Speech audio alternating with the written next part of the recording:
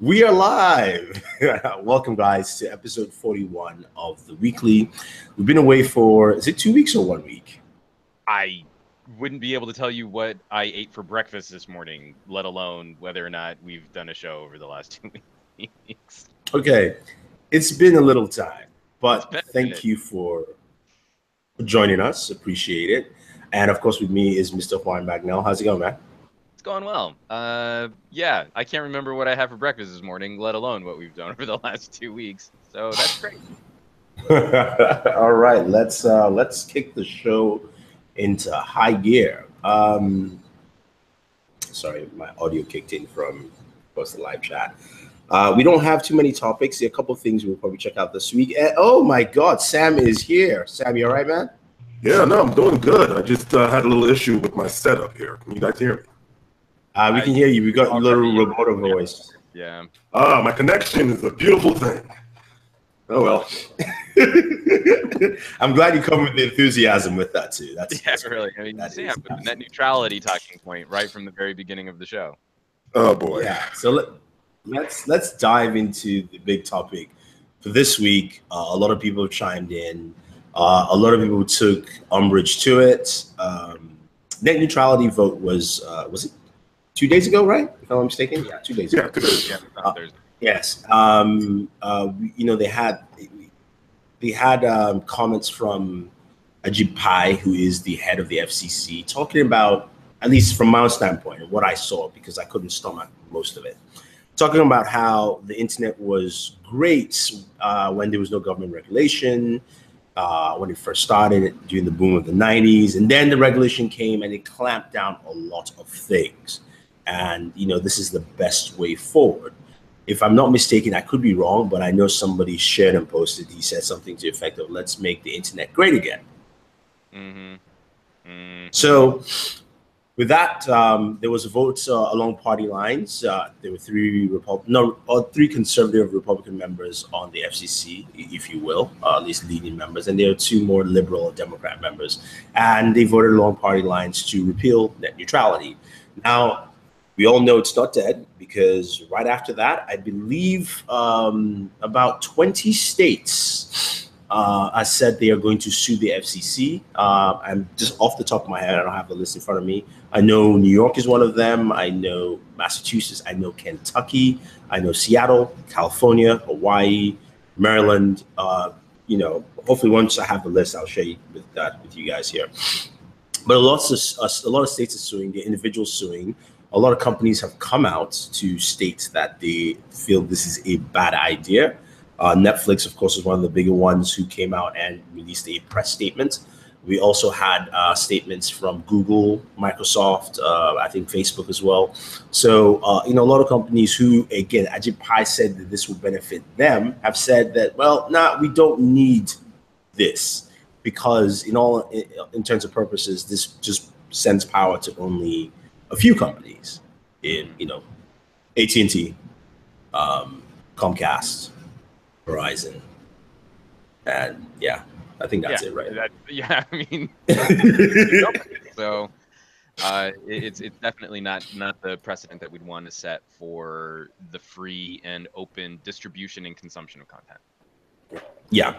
So after saying all that, the fight is still on, people.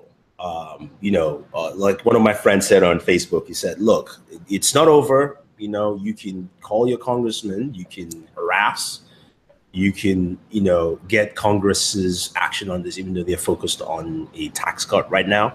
But, since everybody has now understood, at least not understood, but, this is something we've been talking about for years. This is something I know, Juan, you have been championing for a while. And, for a brief second, it was good for me to see a lot of people ask that question about net neutrality, especially on Facebook, where, you get people passing things and sharing things left and right, and having to see that debate. So I want to just get your take on what happened in the last 2 days and where you see things going forward. Well, I mean, the thing is, this entire situation over what happened this week, especially with the vote coming down, was a situation where the outcome was fairly predictable. We had a pretty clear sense that this was what Ajit Pai and the two other conservative FCC chairmen were going to do, regardless. I think what's been so it's not surprise. It's disappointing, but it wasn't surprising that this went down this way. Again, I think a lot of things have kind of come to a head here in this debate, where the way we talk about net neutrality, I would hope that in moving into the future for what we have to do, the next steps in this process, that we can keep the conversation a little bit more present. I don't think anyone would disagree with the idea that net neutrality needs to be at the exact same level as like healthcare, the healthcare debate in this country, or the tax reform bill that's going through Congress right now. That's really, really high level stuff, but it needs to be like a pretty close fourth or fifth place on the things that people should want to care about. So it again, not surprising, still very disappointing, and I think we see a nice little smokescreen or fog with Ajit Pai playing his role very well. Like the ridiculous and insulting video that he put out right before the vote went down, like things you can still do on the internet. I was still able to buy a burrito on the internet. Look, net neutrality isn't a thing. And you're like, that's not what we're concerned about. I don't care about Ajit Pai's burrito consumption. I care about free and open and fair distribution and consumption of content. So what I think a lot of people, I would expect over, like, at least through this weekend, a lot of people the passions are going to be high. We're going to see all of those tasty memes at Ajit Pai's expense, but that's not going to move the needle on anything. All of that effort and all of that energy in complaining online or sharing funny photos or of sending threatening tweets isn't going to move the needle on lawmakers. This is where we need to double down and show lawmakers that we support Title II regulation of the internet, and that we have all of this as a matter of public record. And it's because we have so many public record comments that the outlets and the attorneys general who will be looking to sue the FCC will have the information at their disposal, the leverage to actually execute some of these lawsuits. There's a lot of different tactics that we could aim towards halting this, or at least putting a stay on it in the courts until we work out the legal ramifications of this. But we can't do that without the public support. So even though this is dispiriting and it's disappointing, this is exactly the time that we need to keep the conversation going and keep pressure on what's happening here before this idea calms down enough for ISPs, cable companies, smartphone, wireless carriers to start slowly turning up the heat on policy that we would disagree with. No one expects that just tomorrow all of these companies are going to start enacting really terrible anti-net neutrality policy, but we should expect that over the next months and years, if this isn't worked out, that we'll see more caps placed on cable and home internet connections, more division of certain types of services, or Xfinity that now like doesn't count against your cable bill for distribution of content, but man, my Netflix just doesn't work like it used to. That's the kind of stuff that I think we're going to see start sneakily entering into the conversation, and that's why we really do need, even though we can be confident, we can be almost sure that the FCC isn't going to act in any kind of consumer protection fashion, that those powers are still attributed to the FCC, so that once we get the Trump administration out of office, someone at the top of the FCC can actually utilize that regulation and that leverage. Cool. Sam? No, I totally agree with everything Juan has said, except for just a few points of notes. First off, this can happen, or these changes can happen right away, because there's no infrastructure change for this to go into effect. Like, people need to realize that it's not something that Verizon or AT&T needs to change your infrastructure in order to block certain things. They can literally do it right now because they've done it before and they've already been testing it. Yeah. So it's something that can happen right now. This is a clear and present danger. And the second thing is, while it might not be at the level of healthcare and taxes, I would say it is not a fourth or fifth place issue. It is basically an issue that affects both. Think about this, right? We are now in an environment where someone who primarily works from home could possibly be charged extra as a company because they're basically because their primary source of income is generated over the internet. To me, that affects taxes. And to me, that affects healthcare, because that affects how you make your money and how you're going to pay for these things. This is crucial to the way businesses and economies are going to be run in the future.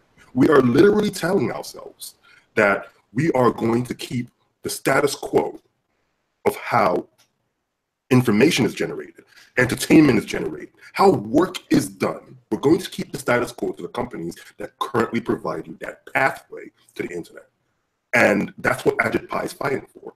In the last 2 days, we've seen a former Verizon lawyer, which now heads the FCC, make a rule, or basically reverse a rule that now benefits, or create a rule, in essence, that now benefits his former employer. Well, and that it was voted on. Basically, 3 individuals who are not elected by the population stood in opposition to a vast majority of the Americans that commented on this issue. So they're not accountable to voters because they're appointed positions. And the FCC is a department that should stand and reference public comments. And we saw them openly mocking and laughing at the comment process. So this is, again, this is a, what do you call that? A regulatory capture. You know, this is a regulatory agency that has been acquired by the very interests that it's supposed to be regulating. It's disappointing. I mean, to Sam's point, the reason why I say, like, you know, I'm ranking these issues like it's a 3rd place or a 4th place issue. You know, for all of those points, we see an administration and we see a political process which is actively looking at how they can benefit a tiny minority of the population at the expense of the vast majority of people. So if you make your living like we do, mostly producing and distributing online content, the tax bill also plays a huge part in this too, because they're also going to be getting rid of most of the deductions that we can benefit from as small and individual business owners and content producers. So all of this is basically a trickle down shitstorm. Like, how can we give someone enough money to buy a new yacht and at the same time pull that money out of the vast majority of people's pockets that are going to have to front the bill for it? Ditto college, ditto healthcare, ditto. So it's again, it's just another step. It's another link in a very disappointing chain of us not really accomplishing, I think, what a lot of voters were hoping would happen with some sort of party shakeup by supporting the Trump administration.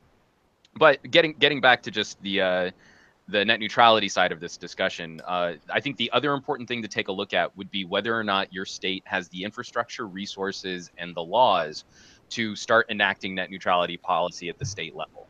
And so Washington State is already looking at what they can do to enact net neutrality policy. There's a state senator, Senator Weiner, in here in California, who's also looking at proposing legislation that would enact net neutrality policy here at the state level. And that's going to face a ton of opposition, because as soon as any company, or as any state legislature starts looking at that, you can be fairly sure that it's going to face an uphill legal battle from companies like Verizon and Comcast. I mean, we can already look at the Colorado municipal broadband initiatives that have taken months and months in the courts on the taxpayer dime to fight lawsuits that Verizon's fairly confident they're going to lose, but they can tie up the process in the courts and cost everyone a lot of money to entrench themselves as de facto monopolies in their areas. So this is the kind of fight that we're going to need to wage. But if a couple major states, like if New York and California can enact state level net neutrality policy, then the rest of the country kind of has to follow their lead. You can't not do business with California. It's an economy that rivals most countries, all on its own as a state, and ditto New York. Number 3. Well, and then also, also with a couple states of that size enacting their own net neutrality policy, then we can also maybe start having some conversations about the red debtor states that pull money and wealth out of the blue states to fund their own states. You know, when we look at states like Alabama, you know, how that state is sort of subsidized by blue states. I think that's sort of a talking point that a lot of red states could benefit from, especially people that are stomping around and saying, you know, pick yourself up by your bootstraps and pay your own way. And I don't want to pay for your healthcare, and I don't want to pay for your college. I don't want to pay for your internet. And you're like, well, that's neat, but we're paying for yours. and I want a better return on my investment here in California. Yeah. You're in New York. I think you would want a better return on your investment in tax dollars also. So definitely. Improve the schools in red states, if we could improve the data infrastructure in red states, if we could improve the healthcare in red states, I would get a much better return on my investment. Yeah, no, that's very true. Very good points. We have a question here from Pierre Filzame. He says, given that Google, who owns YouTube, which can afford to pay for speeds, do you see the future where the cost of that speed trickles down to YouTubers? Would the content providers get charged to remain here? Now, Ronald says Google owns their own service, but to your question, I think what you're looking at is not necessarily Google itself. It's actually people like us here. So, as we're making content, as we're uploading at high volumes, we're streaming constantly, or even if you're like a Twitch streamer, for instance, which means you're using so much bandwidth, Verizon's going to know. I mean, I'm using Verizon. So if I'm doing that, Verizon knows and they go, yes, and a bong.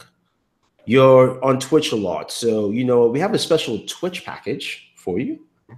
You can use that, and that will cost you the same amount of money as your current package. And you're like, oh, that's great. But you can't actually watch Netflix or HBO Go or anything else. If you do want to get that, you can add that as an extra bundle package together with that. And that will cost you an extra, $50, whatever the amount is. And there's no guarantee that we'll actually get any better streaming. But. Yeah. We see that your subscriber levels has increased, monumentally over the last few months. We would like to give you the next new package, which is, the super duper premium package, because now you've been capped at your speed. So you need more stuff to keep going. It's like they could do whatever they want. There's nothing stopping them from basically treating you as a cash cow. It's ridiculous right now. Yeah, we've said this before. We've got a group of people right now that aren't interested in shearing sheep, but skinning them. If you can squeeze as much wealth and extract as much wealth out of the populace as you can, and it'll help you in the short term. So you'll have a great fiscal quarter. What we'll need to take a look at is whether or not there's any potential of a legal stay of this order or this repeal before it's actually enacted. Again, we can be fairly confident that even if there is a legal stay, that the FCC won't act to actually protect consumers. But we still want to see if we can maintain those protections in place, and it'll be at least some small threat to ISPs and to cell phone carriers to not jump immediately into this kind of business practice. But they'll always make the argument, and they could technically make the argument now. Like, I'm not actually paying for a business line because it doesn't really provide any benefit, and it's more expensive to the stated connection that I've got on a personal or consumer internet connection. So at any point they go, well, I mean, if you're using this for your job, if you're using this for your work, well, then you should really be paying for, a much more expensive plan, even though it's not really going to provide you any benefit from here on out.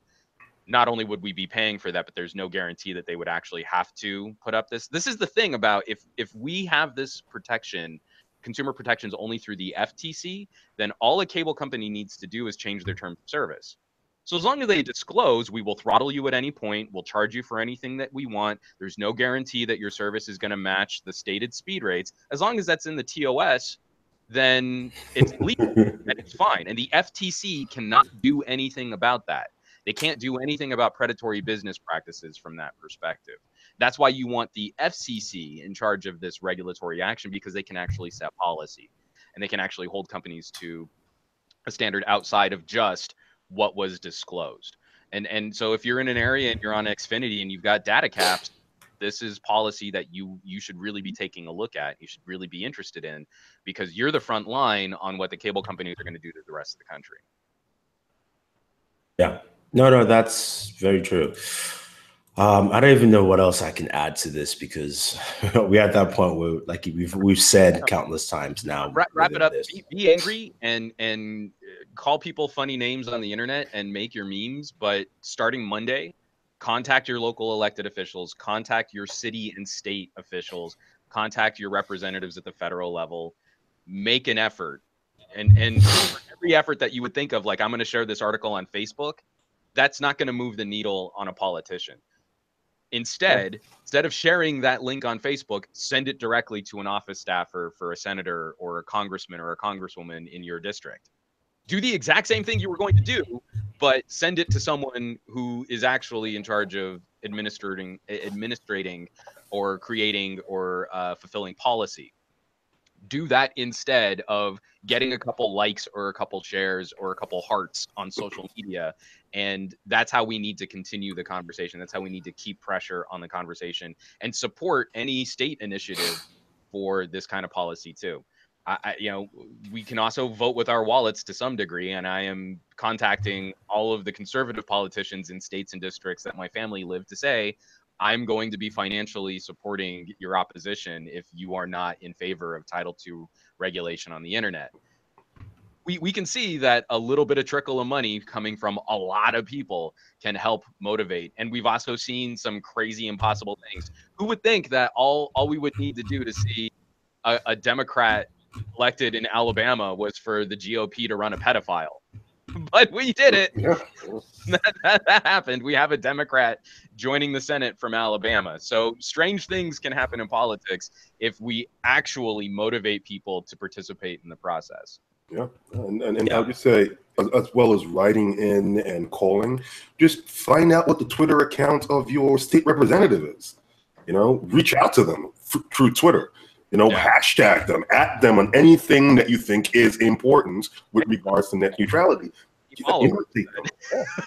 Inundate them with requests and questions like, what are you doing about the net neutrality question? What are you doing? What's your position on this? Hound them on Twitter, call them, email them, write in, do everything you can to make sure that your voice is heard, because we've already seen, and this is one of the biggest issues with this whole net neutrality vote, that there were a lot of fake accounts, a lot of stolen identities used to basically push a narrative that people did not want net neutrality. So we need to actually stand up and say, yes, we want it, and this is why we want it, and we need to keep on badgering them with information that says net neutrality is actually good for businesses, it's actually good for consumers, it's actually what we want. Yeah, no, that's very true, guys. And thanks for summing it up. I think, we've said enough there, and at least for now, but just keep the fight. We'll come back again at some point, probably in the new year, as we go through this battle, and just make sure, keep reminding people. All right, guys, let's get into some tech. Now, there wasn't a lot of tech news this week. A lot of it, again, was focused on net neutrality. You could check almost every site, pretty much was that. But a lot of foldable phones are coming out probably in the future. I can tell you that much.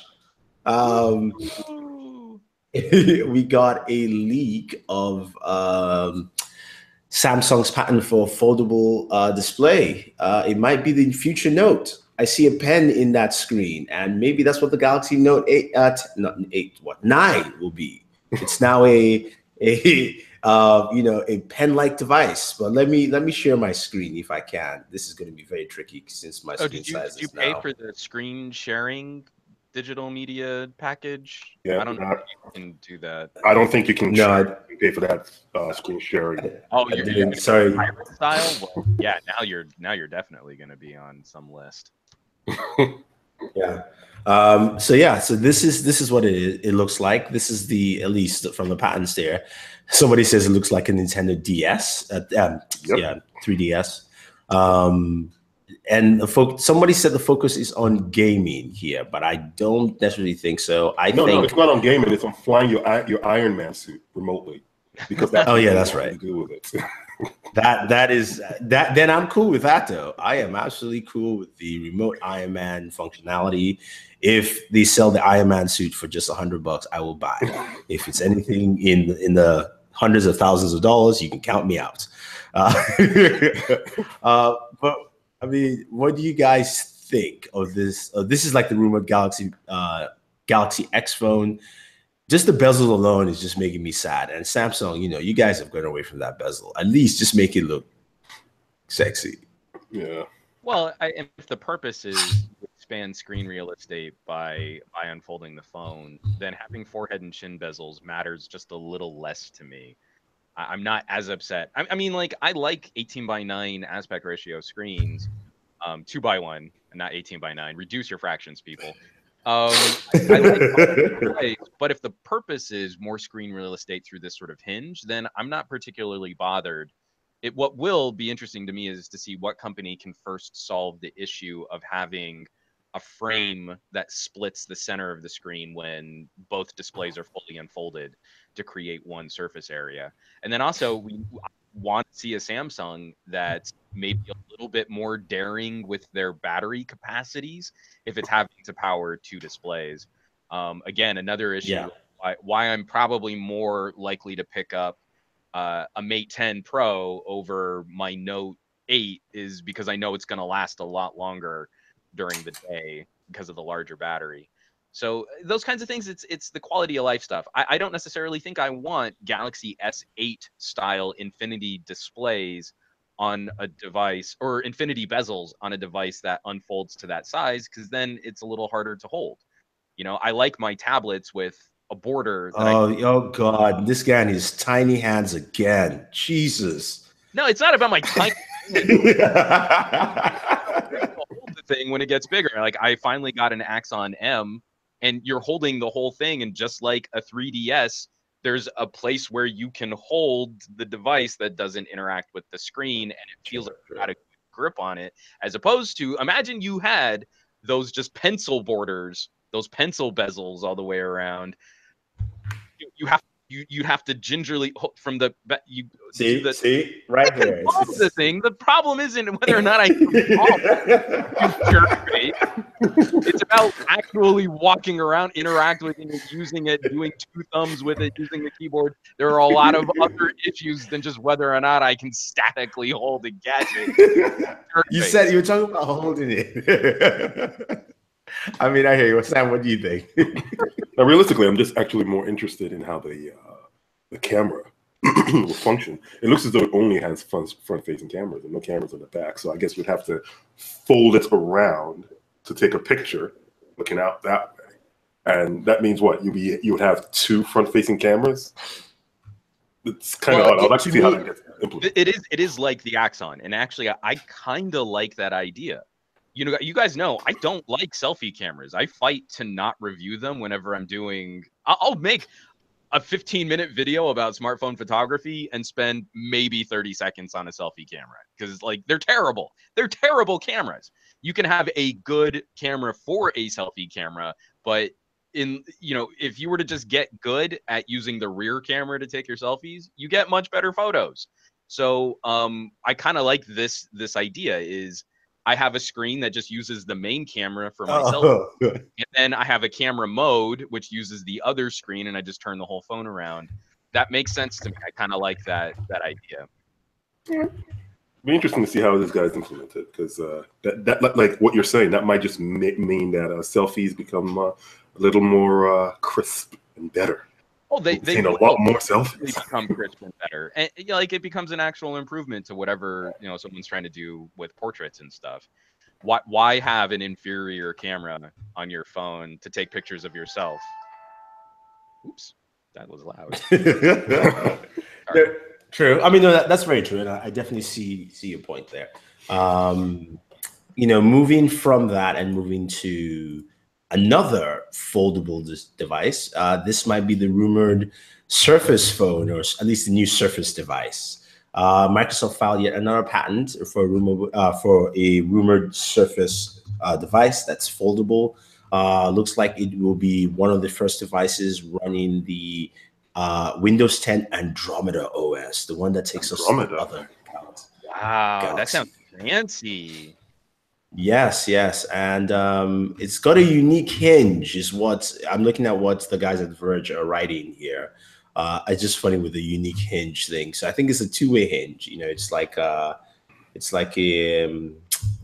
what do you call the thing again? The yoga devices. Yeah. Where you can bend it both ways pretty much, and use device. Now, part of me wants this to feel like a Windows Lite.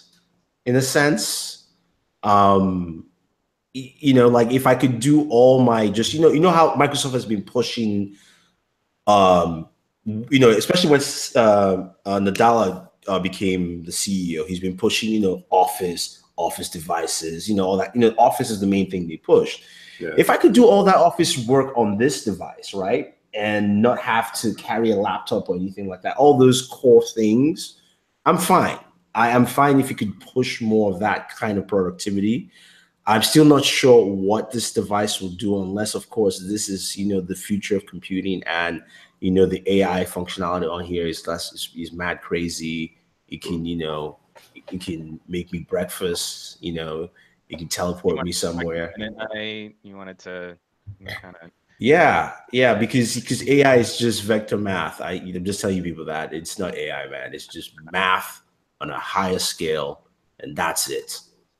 Sorry, that's all of computing. Exactly. There's no AI because you're still feeding it stuff. It needs to think for itself. Sorry, I'm going on a tangent. No, anyway, here is AI. Even if it was real AI, it's still math on a whole nother level. It's all math, man. I mean, yeah, it's all math everywhere. There's math in my brain right now. I'm calculating your future as I'm speaking to you right now. And I'll tell you about this device's future, I'll calculate that maybe a year or two after release, Microsoft effectively kills it. So I don't care about this device. If it's in the Surface line, though, maybe it might survive. Yeah, maybe it will survive in the Surface line. But if it's just like a regular phone that you're trying to put out there, products die from the Surface line. What is that? We've seen plenty of products die from the Surface line. I'm sitting in front of one right now. I mean, like, there's no guarantee. Microsoft and mobile have a big problem, and if this is their return to the market, I'm going to be woefully unconfident of their return to the market until I see Gen 3. Yeah.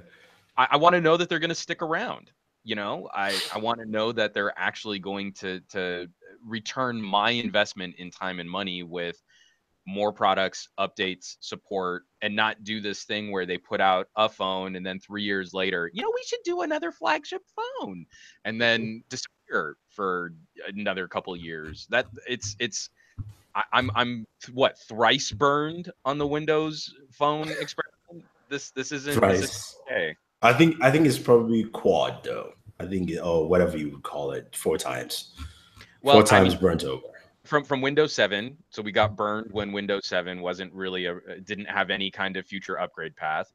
Yeah. Then with Windows 8, and then Windows 8.1. No. We had regular hardware and software. I mean, don't forget the Lumia 920 was well supported, long past any expectation of that phone receiving patches, bug fixes, and updates, and still actually ran Windows 10 betas not terribly. But I would say the big fallout was around the era of the 1520 and 930, where then they disappeared for almost 3 years. And then we got the 950, and then they disappeared again. So I think legitimately thrice burned on Windows Phone. I just put 4 times just for good measure. just for good measure. You just want to anticipate in the future. Just in case. Hey, Warren, how's it going? Hey, how's it going on, Warren? Good, man. Could you crank up your volume a little bit? We can't hear you that well. It's all the way the hell up. God damn it. I hate this. Warren pay for his post-net neutrality audio broadcast. Yeah. You haven't paid the audio bandwidth price. Have you noticed that Sam's audio has gotten better? Sam, did you just swipe your credit card? Yeah, I did like that audio quality. So I had to keep upping the quality on there. I'm telling you.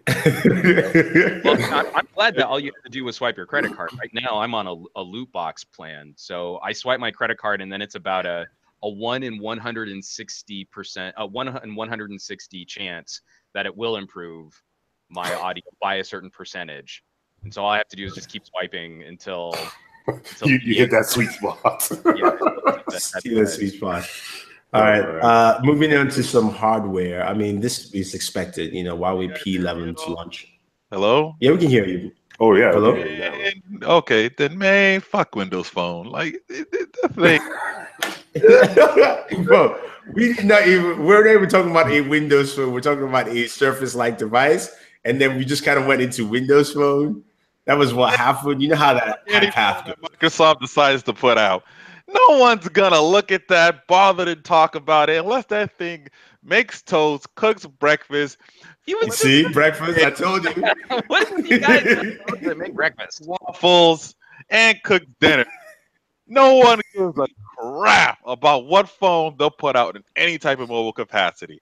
They are officially, there is more interest in a BlackBerry phone than any other phone that they ever put out. Essentials has the opportunity to put out a phone again before anyone gives a damn about a Windows phone. Like, that's just what it is. They cannot come out again. They just simply can't. Yeah. Okay. They Well, basically well, they burnt that line, man. They burnt that bridge.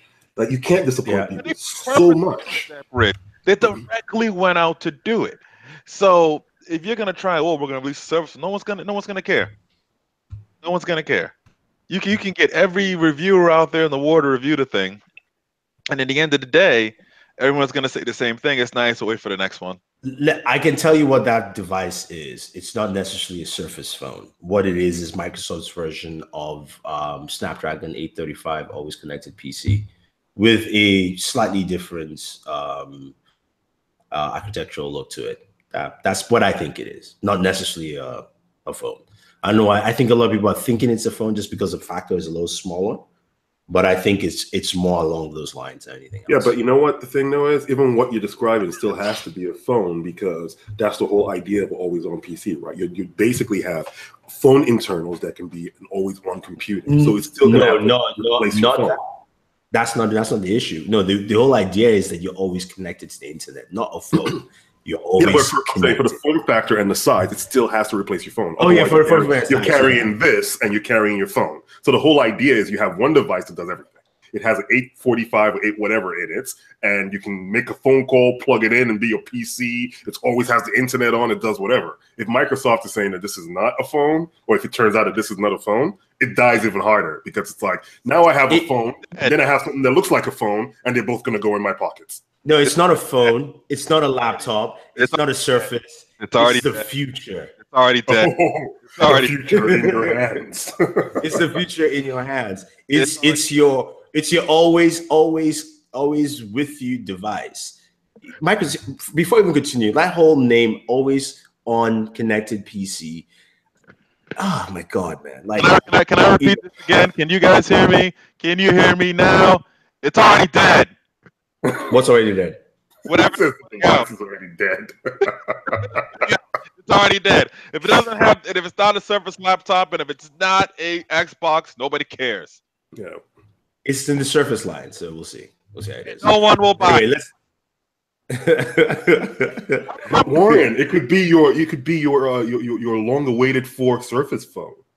No, hell no. I mean, first of all, you guys remember when Nokia put this crap out and they tried to do the same thing with the little BS Nokia phone that ran Symbian OS that flipped open and they pretend you could do an Excel spreadsheet on it? That's about how well this is going to work out too. Oh, you mean the Nokia? Is it 9000? No. No. What's the name of that phone? I'll find it. 9000 or something like that. And then let's top on the fact that I guarantee you. Let's put bets on this, that this thing runs Windows 10S. Probably. Let's put some bets on that it runs an operating system that definitely nobody cares about, which is Windows 10S. I can tell you very much that I don't understand where that logic of 10S comes from within Microsoft. But speaking to a bunch of their OEMs, they don't even understand that logic either. Like, that is just one of those. It's a money grab. It's a money grab. All they care about is Azure and growing their stock, and everything else that they're doing outside of Azure is pretending they actually give a damn about it. That's all that it is. Everything else is pretending they care. It is just one of the silliest things that they almost crippled one of the best laptops this year with the Surface laptop. Forget that its name is Surface. It's just a really good laptop. It comes with Windows 10S. The first thing you need to do, what is that? I remember I set it up for a user. I go, I'm gonna add this to the domain, Windows 10S. I was like, delete. as soon as you get it, just go to the Windows Store and hit the upgrade button. It would take it actually, and it doesn't even take long either. literally, it's like somebody just released the blockers that blocks you from Yeah, actually. it's a money grab. So basically, they have all these hardware in Windows 10, and then now instead of having an actual full operating system when you get your laptop, you now have to hit the upgrade button. And if you don't have a Windows 10 copy or key anyway, now you have to pay for one for another device. It's just stupid. It's like they were planning for a money grab, and people called them on your bullshit. Computer. They called them on your bullshit. It was the Nokia 9110 communicator, the Nokia communicator. That was the phone you're talking about. And 911 couldn't help that thing survive, and it won't help. And service won't be surviving in 28. Symbian was a dead OS at that point anyway. All right, let's move on. I've done my rant. What one I actually do kind of miss is I found my old Lumia 2520, their Windows 8 tablet. Oh dear God! Oh yes, that hardware was gorgeous. Hardware was really good. But remember, it was running. What was that?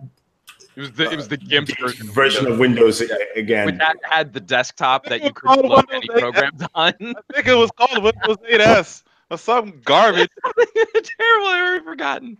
But I pulled it out again. It's like, oh, you know what? This was actually a really sweet piece of hardware. It's a shame that it was a really good piece of hardware. Oh, that hardware was on point. It's a ceramic build too for a tablet as well. Yeah, well, no, I think it was polycarb. Home tablet look to it. Oh, polycarb, sorry. My bad. Oh, yeah, here it is. Windows RT. Windows RT. Yes. Windows return the vendor. That's Oh God. You actually had a device that had RT on it? Yes. Yeah. No, they did. No, the hardware from like Nokia was on point. It was one of the best. Till this day, I still think in terms of hardware for a tablet. On the channels, if they want to check that out in the chat, if you haven't seen the 2520, everybody should have some video on it. Yeah, it's a beautiful piece of hardware, but it's just the software, of course, is RT. It was my first LTE connected tablet. You could pop in a SIM card. I mean, that everything was on point except for how raw the Windows 8 RT software did that tablet in. Was bad. Yeah, it was bad. It was bad. Anyway, let's move on. Huawei is going to announce the P11 in MWC. We know that. We also, of course, heard, that the S9 will be launched in February as well. I'm sorry, February, March, which is MWC period. Launched in. So that's expected. There's some renders out there from a few people, which look interesting. Dual camera setup, fingerprint sensor at the back. Which leads me to believe that the behind-the-screen fingerprint sensor technology is still not there yet because Qualcomm didn't necessarily show it at its thing in Hawaii, and Synaptics just announced theirs, and they still are kind of like it's not ready. So I'm guessing that's more like the Galaxy Note 9 at the end of the year instead of the 2019 this device. Yeah. Oh, yeah. Late 2018, 2019. There's the rumor that Vivo next year will probably be the first to try and get a fingerprint sensor under the screen. But okay, we might see it from a Chinese OEM. Yeah, no. Vivo was the first, but they were also the first partner too. So the demos were all Vivo devices when they had it earlier this year. So that might be a thing. Let's move on to the other big news this week. This is a big, acquisition, massive. It's not really tech related, but hey, it affects all our lives anyway. No, it is somewhat tech related. It is somewhat tech related. Actually, it is tech related in a sense because now, as Warren likes to say, what the mouse wants, the mouse gets, and the mouse decided that it is just time to buy, and it went ahead and bought Fox. So it now owns Fox. It owns all its Marvel properties, but it also now has a controlling stake in Hulu as well. It also owns National Geographic, and no, they're going to delete Hulu. And they will. Hulu's dead. Let's just no, dude. I would totally. Hulu got a second breath. I kind of agree with Warren, but what I could see is Hulu becoming the backbone of streaming service. Yeah, you have a Hulu Plus, but it's Hulu Plus with Disney, and then that's how they can front their main attack against Netflix. Yeah, that's what this is all about. They're attacking Netflix directly. They're trying to take Netflix on, and that's why they're trying to get all this content. They're probably going to yank I'm waiting for the move where they yank literally everything from Netflix. I think they can't yank the Marvel stuff yet, but I'm pretty sure they'll find a way to pull that. Eventually they'll do that. They'll No, yank all eventually that's available. they will. Yeah. They'll I mean, right yank- now with the Marvel stuff on Netflix, they've said that it can also their service is not up yet, and so they're like their general statement has been it will be there for the meantime, which means it's got at least another 2 years. It'll be there for the meantime. They'll share it for a little while. Then anything new, they'll put onto the new service, and then eventually they'll yank it under the rug. And then the mouse will try to buy Netflix next.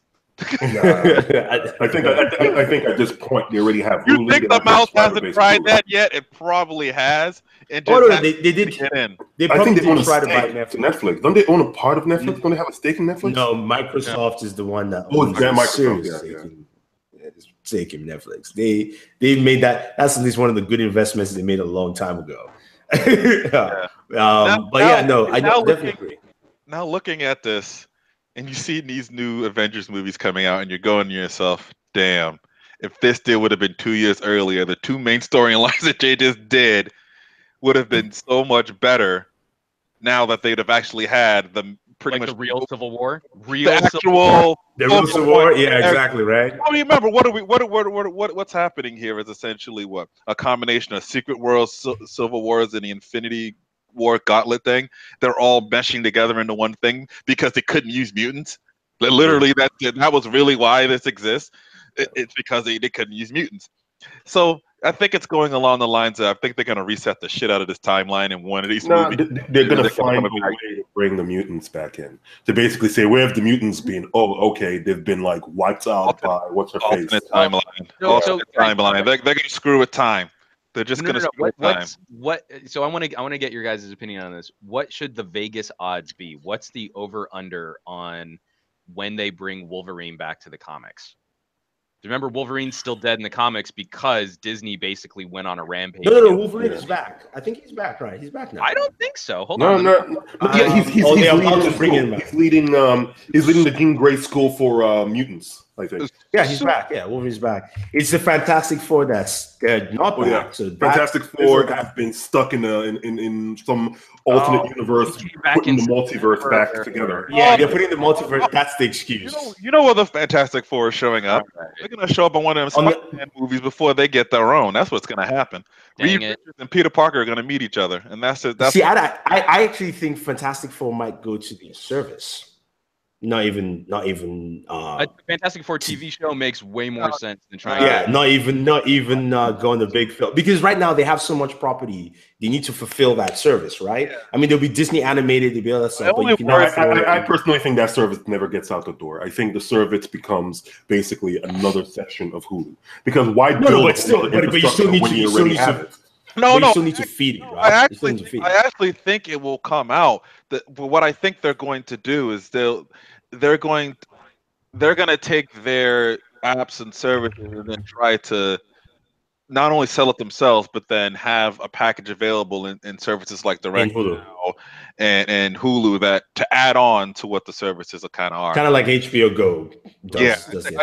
I think that'll be the thing. Like if you have Sling TV or Direct Now, and for $5, $10 more, you can get the Disney package that has all this extra stuff. Yeah, that's what I'm saying. It's going to be another section of Hulu, like you're saying, the HBO stuff. I think they'll attack that, but I think they're still coming out with their own service because they want to. Yeah, but you can also just get the Disney on its own. You get HBO on its own, right? They're going to want. No, but directly. You may say it's interesting, but it's the same thing HBO does, right? You can just buy HBO Go only, or if you have Hulu, you can add HBO to it. And for them, that makes like Disney, as much as Disney wants to create this empire, they still don't want to, they want everyone to watch it. They want everyone to watch it. So if you're an AT&T customer, they will work with AT&T to make sure you can add that package in there. If you have Hulu, if you're Sling TV, whatever the case may be, they want to add that in there. I think Hulu as easily as possible. Will be recognizable in a few years. I think they're going to gut it and change it into something different. Hopefully something better. Yeah. It'll be something different, but the mouse. As long as they don't get rid of my anime selection, man, that's all I care about. Oh, I'm so bummed that I missed the reveal on Wolverine. He was dead in the comics for 154 weeks, and I missed it. Come on, these people There, don't like, die long, I wasn't even man. participating in the rest of the conversation. Or like was looking up like when exactly did he die? 154 weeks. That's nuts. Isn't that longer than man? Mm-hmm. Yeah, He actually stayed dead for a really long time. All right. Sorry. I mean, how long did Captain America die in his? He didn't die for that long. It was a few weeks. No, I mean usually for a superhero, it's it was more than 2 weeks. It was more than 2 weeks. It was like I think it was for 2 more than a months. year. That would have been a big deal. He'll die in the Marvel Cinematic Universe. I know that's for sure. He's gonna die. Something would happen. All of these phase one character that dies. If the story pretty much writes, he has to be the character that dies. I don't think he's the one that dies. I think Tony Stark is the one that dies. He has to die. All of them need to go. I am tired of Marvel movies not killing them characters. They need to go. Stop. They need to go. They need to go. Oh, okay. No, I'm just saying they just need somebody. Kill everybody off whenever the hell. No. The reason why I'm saying that is that I'm sad. Everybody who was in this movie have been in Infinity War coming out, and I'm hearing people go, "Oh, I'm in the next one. I'm going on set." I'm like Black Widow. You should be dead. I'm sorry. No, you should not be around, especially you, Hawkeye. She had this. Oh boy, they actually should be the last. They actually should be the last people that should be dead anytime soon. You got to kill actual superpowered heroes. No. I mean, if they were in base camp running strategy, that's probably where they're going to go. But they're not. Where do you think they're going to do later? They have to do something. They're probably going to do that. There's no effect if they die.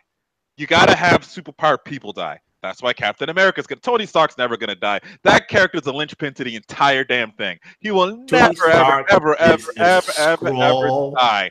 Agents. He will and he's never, going to be ever die. Because what's going to happen is we find out that Iron Man dies, Robert Downey Jr. dies. Let's put it that way. That's how. That's the. Oh yeah, no. See, to me, they're not going to kill him. What's going to happen is when Captain Marvel comes back from where she went to, because basically they've told us at the end of Captain Marvel movie she goes to space. So she went to go investigate the Skrulls. She comes back and she tells them they're here. That's how that story goes. You get Tony Stark being a Skrull, and then basically the real Tony Stark is somewhere in hibernation, who is the person you recast in how many movies later. Done. You don't kill him off, but he becomes a bad guy. Well, Simple. I would do it a little different. I mean, that is the storyline from the comic books anyway. But you gotta remember, he's now like basically an integral part of that Spider-Man story. I think the only time he goes away is whenever they get to the point of killing off Peter Parker. Whenever he dies, and it'll probably be the result of something Tony did or something Tony's involved in and can't protect him, that's when he leaves. He'll just leave and go in exile. And it would make the most sense he goes in exile in that way. I think that's what will happen with him. And then if he comes back, then introduced to that Skrull thing. So it's like I think that's the best way they would go about in the current way they're telling the story. Now I'm not, the proper story is probably better, but in the current way they're telling it now, it'd make more sense if he just kind of disappeared. And then if he comes back, but it's not him, then you can do the whole Skrull thing. At that point, I'm just going by how they wrote it right now, which is just the way it is. And I don't think they're going to go around changing it anytime soon. So unless they either have to kill him or recast him at some point. So when he dies, it's one of the two. Yeah, when he dies, when he dies in Infinity War 2, they will roll his ass out in an Iron Man wheelchair if needed to be in the Avengers Infinity Wars 34 in the year 2090 if needed for him to be there. They will just do it. They will just do whatever they need to do. He's the Jon Snow of the Marvel Universe. Until they find a new Jon Snow, he's always around. Sorry, E, I know you want people to die. Yeah, I just need them to go, man. No, I don't think people will necessarily die, but they will split things up. The only person I see that's dying is Captain America, and that'll be the reason why they all split up and a new Avengers team exists after that point. Wait. You mean after Infinity War, that's the only person that's going to die? That is just pure rubbish. Oh, shit. You know what I was doing? Probably. Cyclops right now. Oh my God. Isn't he? Well, but they don't have mutants. If they had No, mutants, I'm talking about in the movies. In the movies. I mean, in the movie, No, I'm saying in the comics right now. In the comics right now, Cyclops is the bad guy. How did you? I thought he's dead. They, I thought he was dead. Oh, he's dead. Okay, because I'm like, how do you turn that? Yeah. Into the movies, like that might be a little bit of an issue. It's like, oh, Cyclops did all this thing in the comic, and then they bring him on that whole rant. He killed Professor X. They made Cyclops a bad guy, and then they killed him. Yeah, you know, they just made the character completely useless. But no, I mean, one person dying in the two Infinity War movies. That just. Because the problem with it is that they don't have the uncanny X-Men, all 181 of damn mutants that can kill off a few there that nobody cares about. No, I want people that I care about to die. That's what I'm saying. No, I don't want people I don't care about. I want to feel the pain. I want to feel the pain. Yeah, exactly. Look who's the current roster right now. But look who's the current roster right now. Who's gonna die that's worth dying? That's really gonna have any serious impact? That's worth dying. Like even death is like they're not worth taking. Death is like nah. I'm not gonna touch you. All right, before we continue, one thing on the deal. The thing on the deal though, that makes if this goes through, Disney will control. I believe it's 27% of the movie industry. That is what's I heard somewhere around 30. Yeah, 30. It's about 30% of the film industry, and depending on some metrics, almost 40% of all sort of entertainment. That's crazy. Yeah, and maybe 80% of your childhood. Yeah. Oh yeah, did you see that tweet? So some guy wrote, I forgot what he wrote, but he was like, Disney bought Lucas, Disney bought Marvel, and then Disney finally bought Fox. All they need to do is buy my parents' divorce, and they completely own my childhood. And you know what this means? You know who they also got, right? The Simpsons. What? Yeah, that's what I'm saying. They own your childhood. Oh, the Simpsons. I think that's going to be the most interesting thing they do is how they use the Simpsons. Oh, well, they said now, like Mickey Mouse and Homer are really going to have an on-screen fight now. It's like it's all out fighting because there's a scene where you have a photo of Homer choking Mickey Mouse when they went to Disney World, and then I think some of the Disney characters holding Homer, and Mickey Mouse is just going to town. I'm like, you should do this. I mean, true, but the best person for that fight would be Peter Griffin, though. Oh yeah, they own him. They own Family Guy too. Yeah, Peter Griffin going to the park and finding out with Mickey Mouse and in a ring or wherever the case, like throughout the whole park, like when he has the chicken fight all the time. Yeah. Oh yeah.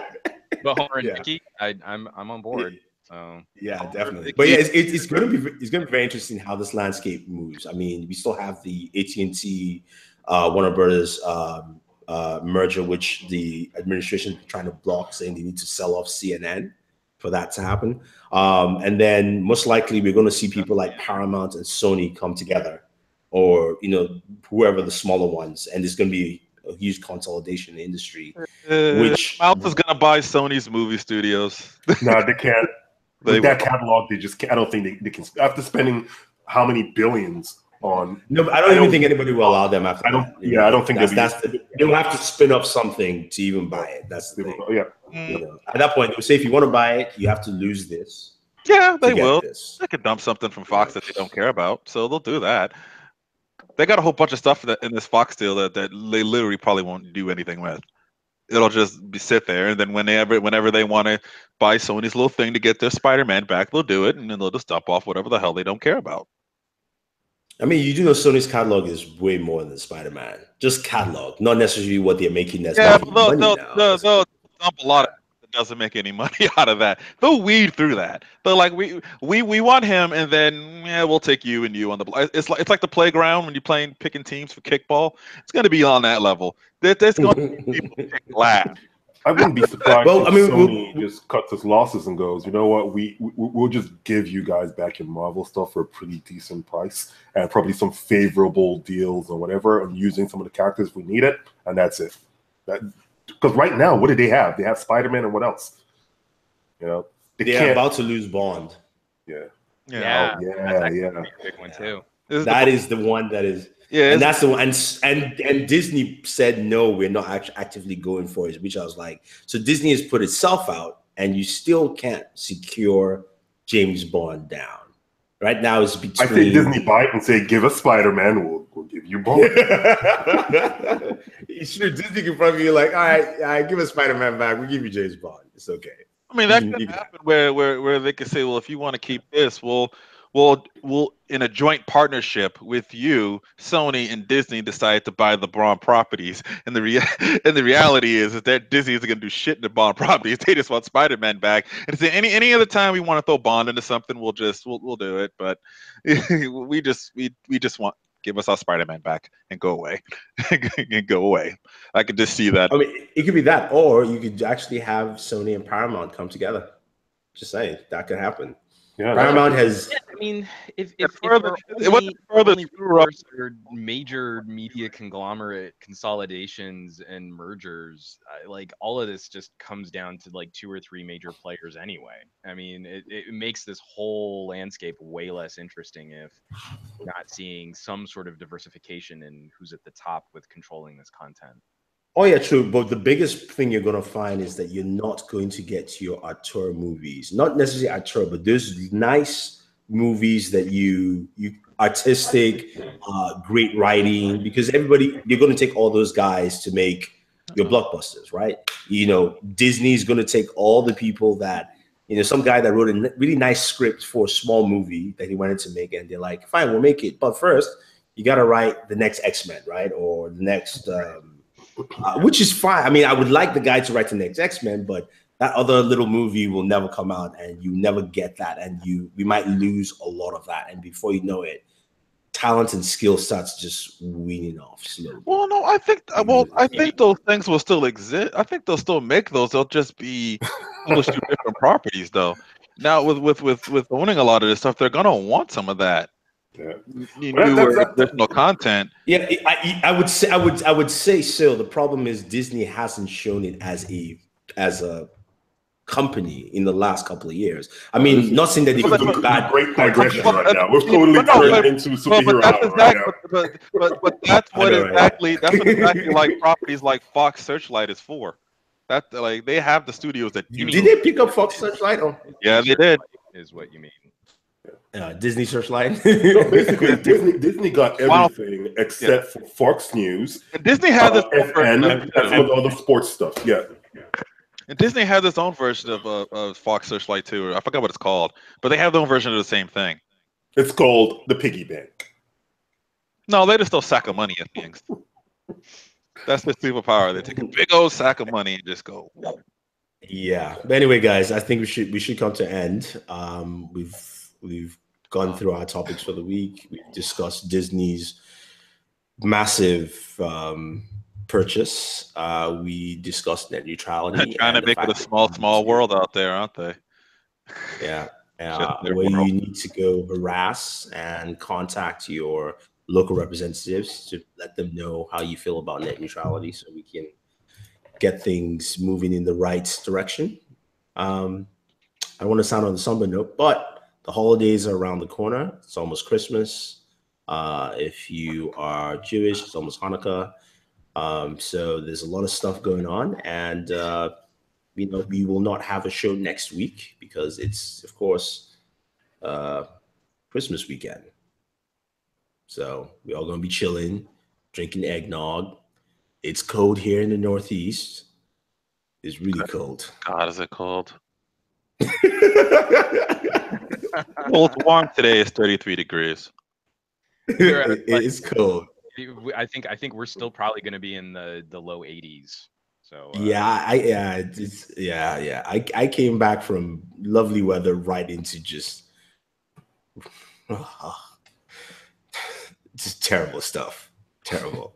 But anyway, guys, we've gone to a part of the show where we talk about what we have on our channels and what we can expect next week.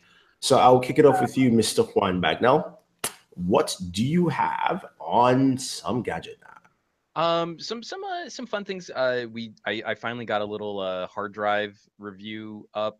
Something I've been wanting to put out there for a little while, and 2 new editions are coming for the Travel Tech series that I've been producing. Just some tips and tricks on how to utilize technology to improve travel. So you can definitely check those out. I've started doing some contests on the channel, but I'm not promoting them. I'm not looking for more people to just fart contest links around, and I'm looking for ways to sort of appreciate and reward the folks that have been supporting my channel.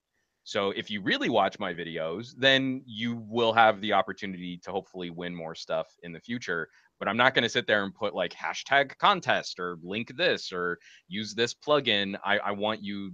I want to reward those people who are really watching. So for Pocket now, I'm going to be spending some time wrapping up our top phones of the year series. Yesterday, top cameras just went live, so you can see what our opinions were on the best smartphone cameras of 2017. Oh, what's number one? What's number one? What's number one? What's number one? I didn't rank them. There is no numerical ranking, so it's about giving players that I thought did the best in any given category. So up your nose. And then after that, I'm going to spend, like I said, I finally got an Axon M, so I'm going to kind of revisit that phone, spend a little time with it, and see how that experiment plays out. I also did a Fox spot, so I was on Good Day LA talking about tech gifts for the family. That's going to be posted to my Facebook page, so you guys can see the video of me during a live demo of kids' toys when the demo fails, because I love doing live TV. And we just wrapped our last episode of the year for Newegg Now on Thursday. So just during the net neutrality vote, we were doing our wrap up. Game of the year was announced, the Newegg Game of the Year, and I'm not going to tell you what that was either. I'm going to make you go watch Newegg Now. But, after that, it's all about prepping. I've got a couple little fun videos coming out. I finally found a new home for movies you may have missed. I'm going to be putting them up on archive.org. So those old podcast movie reviews will still be live that you guys can watch there. And then it's all pre-pro for CES. We're already trying to figure out how we're going to tackle CES on the ground. So that'll be a lot of fun coming up. Cool. Warren. So, what we have coming up? Hopefully, if I finish this Rise and build finally, I'm pretty sure. So I don't know if anybody saw the Twitters and the Instagram videos and stuff I've been posting about getting my Ryzen Threadripper build sort of going here. I kind of ran into a stopgap with the case as I can't remove the motherboard cage from it for whatever reason. I'm not an idiot, but somehow I can't remove a motherboard tray from it. But hopefully I'll get that done, and then I can start doing some more videos and stuff like that on that. I do have a couple of things I'm probably going to show off. I have a new monitor I'm going to be showing off soon, and a few other things. As soon as I get this sort of a build done, I've just been so enthralled in this thing that I haven't been able to think about anything else or any other videos and whatnot. So as soon as I get this done, we'll be back on track again. Okay, cool. On my end, we've got the office tour dropped out during the week. And then we've got a video. It's a sponsored video, but this one is a little different. This is looking at the Mate 10 Pro and the Watch 2. Checking it as my daily driver. I used it for a month. You kicked someone in the face. No, I did not kick somebody in the face. You kicked someone. I was like, wait. Like, I literally stopped. I was like, no, I didn't kick anybody in the face. Confirmed. Go watch the video. You'll see it. He's like spin kicks, like Ken style. Tornado kick in someone's face. But check it out. It's a very different type of video for us. Also style. So let us know what you think about it. Because we'd like to do more stuff like this in the future, especially just production wise.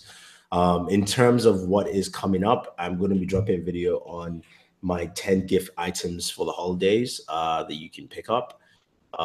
Just a few things that I personally like that I think I would buy tech wise for anyone for the holiday period. So I'll be dropping up later on today. Next week, I have another stylized video I'm doing. I should have it ready either Monday or Tuesday, so you guys can check that out. I don't want to spoil it because I'm going to create a teaser trailer like I did the last time, put some nice hype music to it, drop it 15-second teaser. It'll be the teaser before the trailer, that kind of the teaser trailer release. Yeah. Telling you. I'm dropping the word out now. Teaser trailer release coming out on Monday. I have the 49-inch Samsung gaming monitor. I don't think I'm going to be able to do it before Christmas, but I'll try. This thing is wide. It's pretty big. But just stay tuned for that. Check that out. And then I think that's pretty much it for me before the holidays. After the holidays, I'll probably do my my top 10 devices for the year, I think, or at least what I think is the best phone of the year. And you guys already know my answer. Till next time. Anyway, guys, thank you very much for watching. Thank you guys for chiming in and joining in the chat. Appreciate it. Also, I'd like to thank, of course, my fellow co-hosts, and you can check them out, starting, of course, with Mr. Juan Carlos Bagnell of Some Gadget Guy. That is his YouTube channel. Also, his Twitter handle is the same. You can check him out also at Pocket Now. He is there as well. And he has his old movie reviews on Archive, which of course he will supply a link at some point in time, so we can actually go ahead and check it out. And follow him on Twitter as well as Some Gadget Guy and all these social media outlets. You find him there. Next up is Mr. Warren Bowman from BW1.com. You can find him on YouTube with the handle, Twitter, Instagram. Also, his website is BW1.com as well. And we are waiting for that Threadripper build, man. Gotta see how it turns out. I honestly do. I really want to see how that turns out, because I think in 2018, that's going to be sort of the template for what I'm going to do to re-up my workstation. Yeah, I feel bad because I was like, I sort of recommended the case, and it's highly recommended. So I'm hoping that you just got a bad a bad batch. I think I just got a bad batch of the case, but then I'm also not a fan of the door. It doesn't stay closed anyways. It seems like this to be a trend in all of the cases. Any case with a door, for some reason in 2017, we still can't figure out how to make good case doors on cases, and specifically when they're high-end cases. The doors just swing. Seriously? Yeah. It's the 90S. I'm loving the Corsair, man. Maybe you should get like one of those huge Corsair cases. I have an 800D. Oh no, I'm sorry, the 900D. I was saying. Yeah, I just want to use something a little newer and different. That's all. Like I was thinking about going 900D because I already have the 800D. But I was like, let me do something a little more modern. Because the 900D has to be at least, if I say, it's almost 6-year-old case now. Oh no, it's an old case, but it's a sturdy case. Yeah, it's a sturdy. It's absolutely one of the best cases out there. And it's also pretty huge. Oh yeah, and heavy. That's a big case. And doesn't come on wheels. I know. I've seen you go through your build process with that case. But anyway, check out, of course, Sam. He's on Twitter and Instagram. It is _man. And myself, it's Booredatwork on YouTube, Instagram, Twitter, all social media network, as well as our website. Thank you very much. We won't see you till after the holidays and Christmas, where we'll be doing our last roundup show for the year. So have a happy and Merry Christmas, great holiday period. Enjoy it with fam. Don't do anything crazy, so we can see you back in 2 weeks. Stay safe, guys.